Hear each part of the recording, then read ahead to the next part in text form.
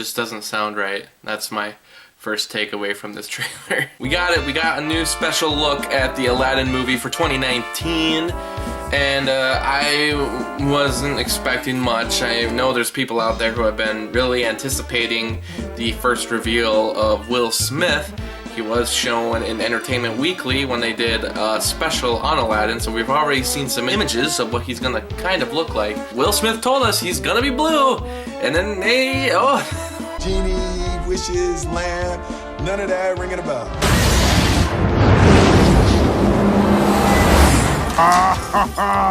Oh, that's hot. That's hot. Oh boy, did they show us him, and this is what he looks like, man. Oh, jeez, yeah. That's the Genie I remember. Muscular dude with the...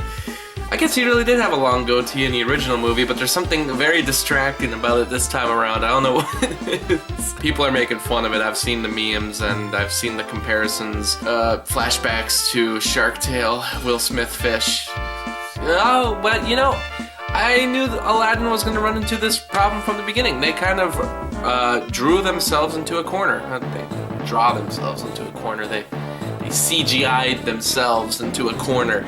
There was no way they were going to get away with not doing the blue genie because there'd be too many people that would complain, but that obviously was going to look kind of awkward when you're trying to make something photorealistic or basically doing Will Smith looking exactly like Will Smith. It doesn't even really look like they did much like animated wise to him. It doesn't look like they did any kind of graphics or visual effects. It really just looks like they brought his skin tone to a blue color, color corrected to look like that. I don't know what people were expecting. That's what was gonna happen because they weren't getting away with making it look any different. It still needs to look like the Aladdin movie. At first, when we didn't see him as the blue genie, people were complaining, and now that he's blue, people are complaining. It seems like people will complain about anything. This time around, I can kind of accept why. I don't know, maybe you could have made him a little more animated, maybe not even have him look like Will Smith, but what would be the point of doing a live-action remake then?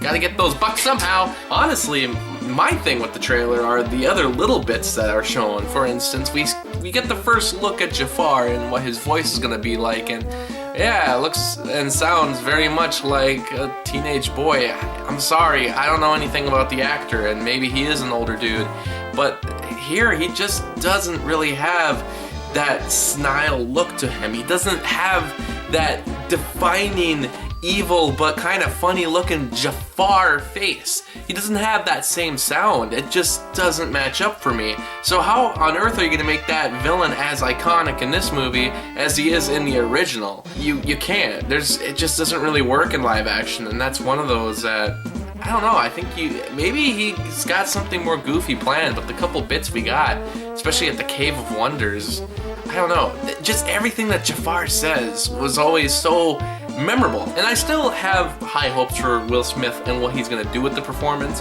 but the whole fact that he has to look blue was going to set them back no matter what, so what are you going to do? The other thing that they show is the first bits of the costumes. We've already gotten some of the look of what the sets are going to be, and it bothers me that we get a better look at the castle this time around.